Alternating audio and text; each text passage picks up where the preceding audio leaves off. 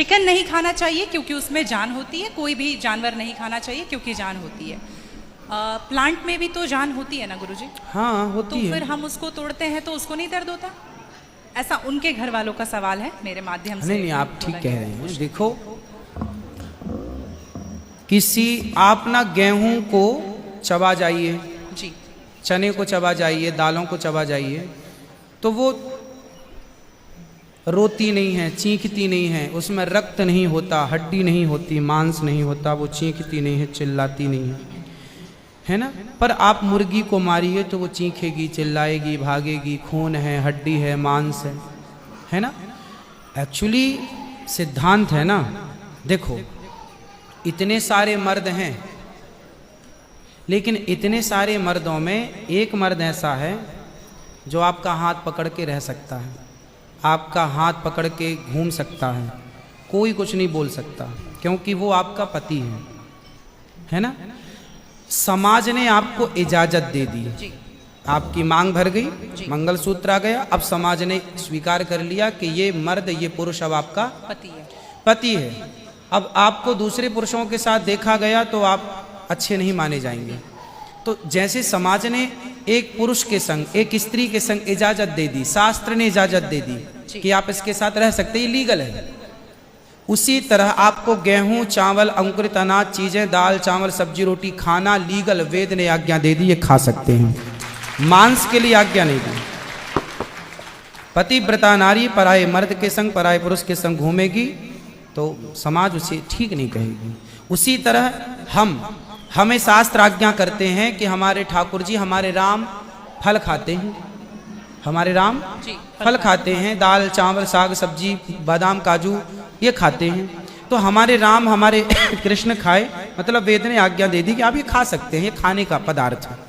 मांस शेर के लिए है, बिल्ली के लिए है, कुत्ता के लिए है। क्या आप कुत्ता हैं? क्या आप बिल्ली हैं? क्या आप शेर हैं? क्या आप चीता हैं? नहीं। फिर जब हम मनुष्य हैं तो मनुष्यवत व्यवहार करें जी। हम वो ना खाएं जो हमारे लिए नहीं है। अब मांस खाने वाले जानवर ना, आप गौर से देखिएगा, मांस खाने वाले जितने जानवर होते हैं, कुत्ता, बिल्ली, चीता, शेर, सब जीभ से चाट चाट के पानी पीते हैं जी। आपने कुत्ते को पानी पीते देखा हो? जीभ से पीते। लेकिन आप कैसे पानी पीते हैं? होठों से पीते हैं, मुंह से पीते हैं। गाय कैसे पानी पीती है? मुंह से, जैसे हम लोग पीते। कुत्ता चाट के, बिल्ली चाट के। मतलब शाकाहारी जानवर और मांसाहारी जानवर दोनों ईश्वर ने बनाए हैं। गाय को आप मांस परोसिए, नहीं खाएगी, वो बकरी को मांस परोसिए नहीं खाएगी, भैंस को मांस परोसिए नहीं खाएगी। जब जानवर जानवर होके अपने धर्म में अड़े हैं, तो हम इंसान क्यों अपना धर्म छोड़ रहे हैं? कि पेड़ पौधे और फल की भी जान है, तो लॉजिक में जरा तब्दीली आ गई। अभी लोग कहते हैं हमें पता है कि पेड़ पौधे की जान है, लेकिन पेड़ पौधे को दर्द का एहसास नहीं होता। ठीक है भाई, ये पहले की बात है। आज साइंस बढ़ चुकी है, हम जानते हैं कि पेड़ पौधे को भी दर्द होता है, वो हंस भी सकते, वो रो भी सकते। जय भाई साहब। माई सेल्फ अनुराग जैन और मैं एक स्टूडेंट हूँ। ज़्यादा तो मैं नहीं जानता इस्लाम के बारे में, लेकिन जैसा आपने कहा तो मुझे ऐसा लगता है कि अल्लाह बहुत दयावान है, जो इंसानों पर और हर जीव पर यानी जानवर पर भी बहुत दया करता है। अब मेरा सवाल, मैं आपकी इस बात से बहुत सहमत हूँ कि किसी भी इंसान का कत्ल करना इंसानियत का कत्ल करना है, और मैं ये भी मानता हूँ कि इस्लाम धर्म दया धर्म है और इंसानियत का धर्म है। आपने कहा किसी भी इंसान का कत्ल करना इंसानियत का कत्ल करना है। क्या किसी जीव, किसी जानवर का कत्ल करना कहीं किसी मायने में दया और इंसानियत का कत्ल करना तो नहीं है?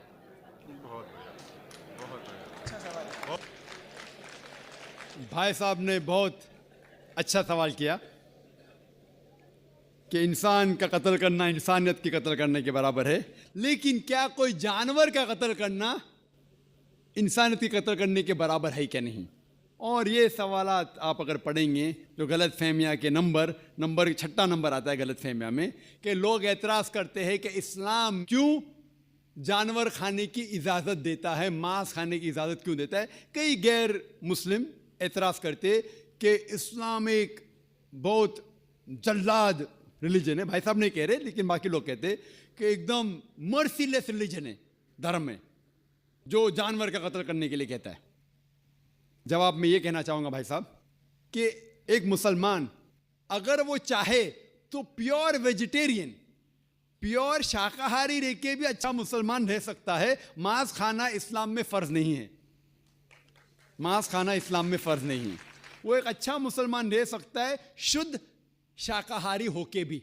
लेकिन बट अल्लाह ताला फरमाते हैं कुरान मजीद में सूरह मायदा में सूरा नंबर 5 आयत नंबर 1 में कि हमने कैटल बनाए, 4 पांव वाले जानवर बनाए जिसको आप खा सकते हैं। सिर्फ वो जानवर जिसके हमने नाम लिए उसको मत खाओ, जो आपके लिए हराम है उसके अलावा आप सब जानवर खा सकते हैं। कुरान में लिखा है सूरह नहल में सूरा नंबर 16 आयत नंबर 5 में कि हमने आपके लिए कैटल बनाए, भेड़ बकरियां बनाए तो कि आप उसका गोश्त खा सके। कुरान में जिक्र है सूरह मोमिनीन में सूरा नंबर 23 आयत नंबर 21 में कि आप भेड़ बकरियों के गोश्त खा सकते, और कई आयतें हैं। हम पहले ये जान ले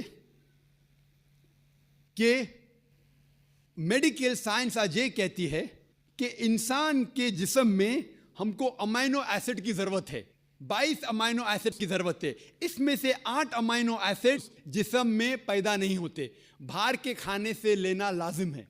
और कोई भी वेजिटेबल फूड, कोई भी घास फूस, कोई भी फल में ये 8 के 8 अमाइनो एसिड है ही नहीं, लेकिन मांस में है और मच्छी में है। हाई लेवल ऑफ प्रोटीन है, high level of protein is present in the meat and in the fish. It is nutritious, vitamin K है और आयरन भी है।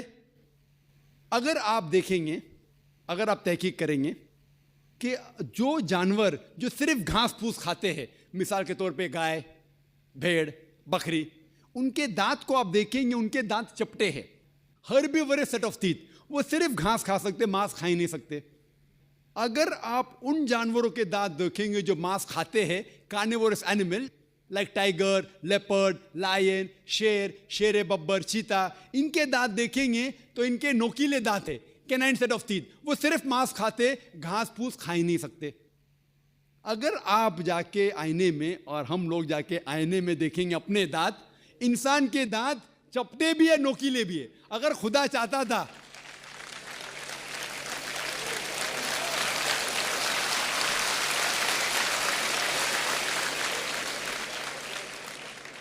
अगर खुदा की ये इच्छा थी कि इंसान सिर्फ घास फूस खाए तो ये नोकीले दांत कैनाइन टीथ क्यों दिए? तो मैं डॉक्टर हूं, मांस खाने के लिए। डाइजेस्टिव सिस्टम जो है हर्बीवोरस एनिमल का, गाय बकरी का डाइजेस्टिव सिस्टम, वो सिर्फ घास फूस डाइजेस्ट कर सकता है, हजम कर सकता है, गोश्त को हजम कर ही नहीं सकता है। आप अगर शेर, चीता, शेर बब्बर का डाइजेस्टिव सिस्टम देखेंगे, वो घास फूस हजम कर ही नहीं सकता है, सिर्फ गोश्त हजम कर सकता है। हम इंसानों का डाइजेस्टिव सिस्टम अल्लाह सुब्हानहू व तआला ने इस तरीके से बनाया कि घास फूस भी हजम कर सकता है, गोश्त भी। तो हम घास फूस भी खा सकते हैं, गोश्त भी खा सकते हैं।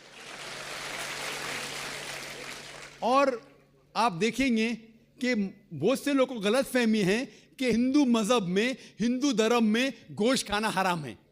ये बिल्कुल गलत फहमी है। अगर आप पढ़ेंगे हिंदू धर्म की किताब, हिंदू धर्म की किताब पढ़ेंगे, मनुस्मृति अध्याय नंबर 5 श्लोका नंबर 30, उसमें लिखा हुआ है कि भगवान ने, खुदा ने कुछ जानवर को खाने के लिए बनाया है और कुछ जानवर को खा जाने के लिए। Some animals he has created to eat and some to be eaten।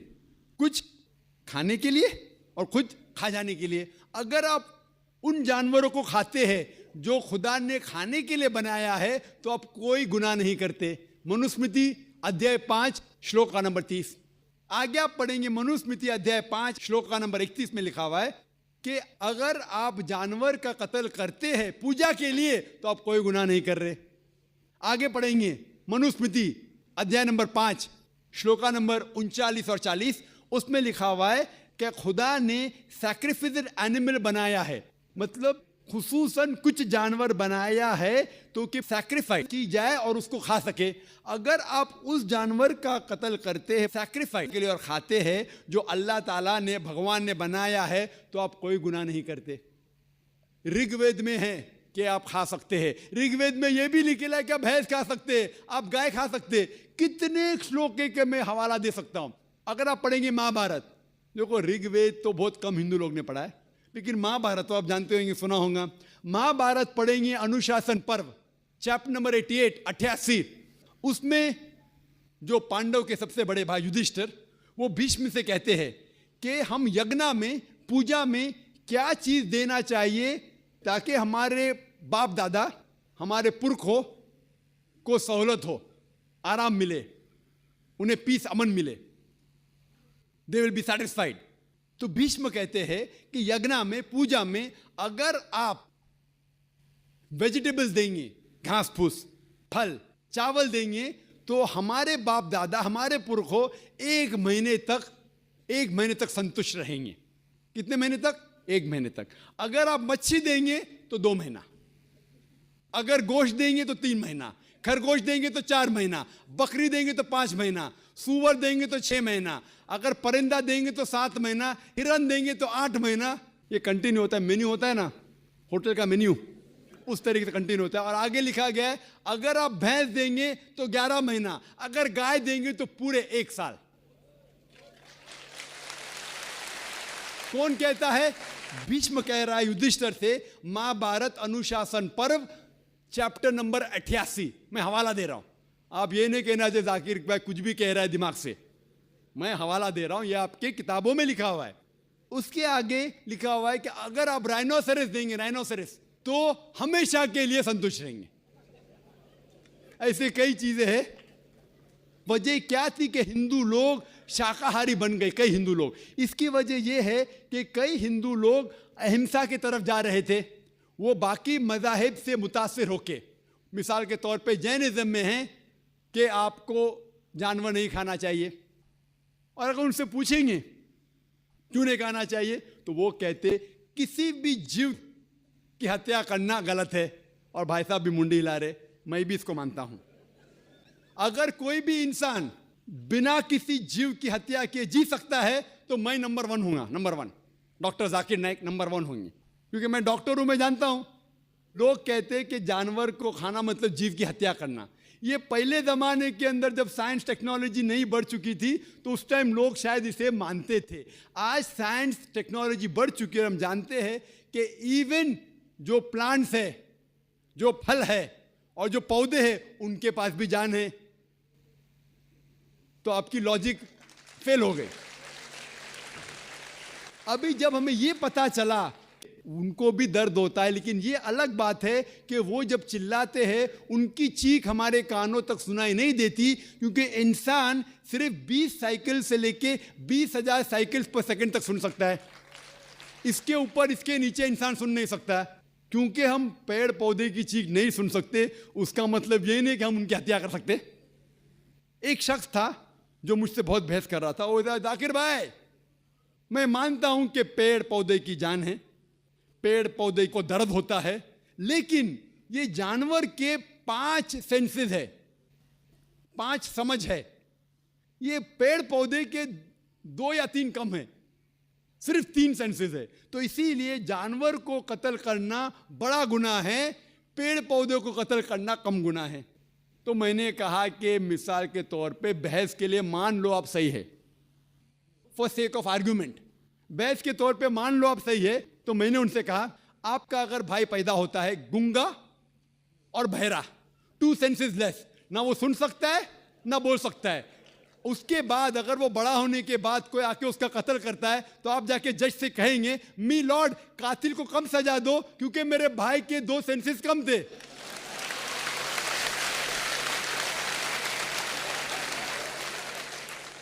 आप तो उल्टा ये कहेंगे कि मेरा भाई तो मासूम था, वो गूंगा था, सुन भी नहीं सकता था, बोल भी नहीं सकता था, उसको डबल सजा दो। यहां जज हजरात बैठे हुए इधर, लेकिन इस्लाम में ऐसा नहीं होता है कि 2 सेंसेस कम 2 सेंसेस ज्यादा। अल्लाह ताला फरमाते सूरह बकरा में सूरा नंबर 2 आयत नंबर 168 में, या अल्लज़ीना आमनू, ओ मोमिनो, आप वो खाओ जो आपके लिए हलाल है। जो हलाल है आप खा सकते। आप जो सांस ले रहे, भाई साहब सांस ले रहे, आपको पता है कि millions of germs are dying. ये जरासीम जो आप सांस लेके, उनको भी जान है। आप अगर 5 मिनट तक सांस नहीं लेंगे आप मर जाएंगे। हर मिनट में आप हत्या कर रहे हैं, आपको पता है। लेकिन ये जो जानवर है, पेड़ पौधे हैं, जिरासिम है, ये आलमी भाईचारे में नहीं आते। इनका कत्ल करना आम तौर से हराम है, लेकिन अगर आपको जीने के लिए इनका कत्ल करते हैं अल्लाह का नाम लेते हुए कि हम इनको कत्ल कर रहे हैं, तो ये गुनाह नहीं है। लेकिन सिर्फ हमारे निशानेबाजी के लिए अगर मैं कोई जानवर का कत्ल करता हूं वो हराम है, लेकिन खाने के लिए अगर मैं जानवर का कत्ल करता हूं या पेड़ पौधे काटता हूं खाने के लिए, तो ये इस्लाम में इजाज़त है। जो जानवर की इजाज़त है, जो जानवर हलाल है, उसको आप काट सकते हैं खाने के लिए, सिर्फ निशानीबाजी के लिए नहीं। तो आप देखेंगे आम हिंदू के जो है ना आलमी भाईचारे, उसके अंदर पेड़ पौधे भी आपके भाई है, जानवर भी भाई, जो इस्लाम में नहीं। इस्लाम में आलमी भाईचारे के लिए हर इंसान आपका भाई है, भले अमेरिका में हो, इंडिया में हो, यूके में हो, काला हो, गोरा हो, वो आपका भाई है। लेकिन जानवर आपके भाई नहीं है, लेकिन जानवर का भी हुकूक कुरान और हदीस में दिया गया है। लेकिन जो जानवर की इजाज़त दी गई है खाने के लिए, उनको हम खा सकते। होप ये जवाब आपके लिए काफ़ी है। आपने ये कहा कि पेड़ पौधों को यदि हम खाते हैं तो कुछ सुनाई देने की आपने बात कही थी, लेकिन हम ऐसा तो कर ही सकते हैं, जिन बच्चों की हमें चीख या किसी भी चीख सुनाई दे रही है उसको रोने से रोक सकते हैं। दूसरा, जो चाइना में नवजात शिशु खाए जाते हैं, यदि कोई इस्लाम धर्म का अनुयायी उनका अल्लाह का नाम लेकर यदि खाता है तो क्या ये उचित है? मैंने एक अखबार में कटिंग पढ़ी थी कि वहाँ न्यू बॉर्न चाइल्ड वहाँ खाए जाते हैं, तो क्या इस्लाम में इस तरीके की इजाज़त है? आपने ये कहा कि पेड़ पौधों को यदि हम खाते हैं तो कुछ सुनाई देने की आपने बात कही थी, लेकिन हम ऐसा तो कर ही सकते हैं, जिन बच्चों की हमें चीख या किसी भी चीख सुनाई दे रही है उसको रोने से रोक सकते हैं।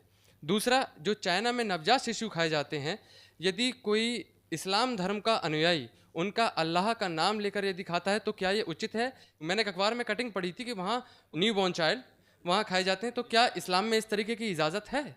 भाई साहब ने सवाल किया कि क्योंकि बच्चों की जो चीख सुनाई देती, तुम चुप कर लेते, सुनाई नहीं दे तो क्या करेंगे? और उन्हें सवाल पूछा कि चाइना में बच्चों का गोश्त खाया जाता है, वो बिल्कुल हराम है। जैसा मैंने कहा, सिर्फ उन जानवर जिनकी इजाज़त है वो जानवर का गोश्त आप खा सकते। इंसान का गोश्त खाना तो बिल्कुल हरामी है। किसका भी नाम लो, किसका भी नाम लो, अल्लाह का नाम लेके सूअर भी खाना हराम है। जो जानवर की इजाजत है वो ही जानवर खा सकते हैं, और कोई भी जानवर ने, भले आप अल्लाह का नाम लो या ना लो, अल्लाह ने जब इजाजत दी नहीं तो नाम लेके क्या फायदा। और आपका जो पहला सवाल था कि बच्चों की चीख सुनाई देती तो चुप करते हैं, नहीं सुनाई दी तो क्या करेंगे? अगर बच्चा गूंगा है तो क्या करेंगे? आप उसको दूध नहीं देंगे? गूंगे बच्चे को क्या करेंगे आप? और उसको तवज्जो देंगे कि उसकी चीख सुनाई नहीं देती, तो इसीलिए मैं और तवज्जो दूंगा कि दूध टाइम पे मिले। वो जिसको चीख सुनाई देती है, दूध नहीं मिला तो रोएगा, तो मुझे मालूम पड़ेगा। तो माँ गूंगे बच्चों की और तवज्जो करेंगे, इसीलिए आपको पेड़ पौधे की तवज्जो और देना चाहिए, क्योंकि आपको चीख सुनाई नहीं देती।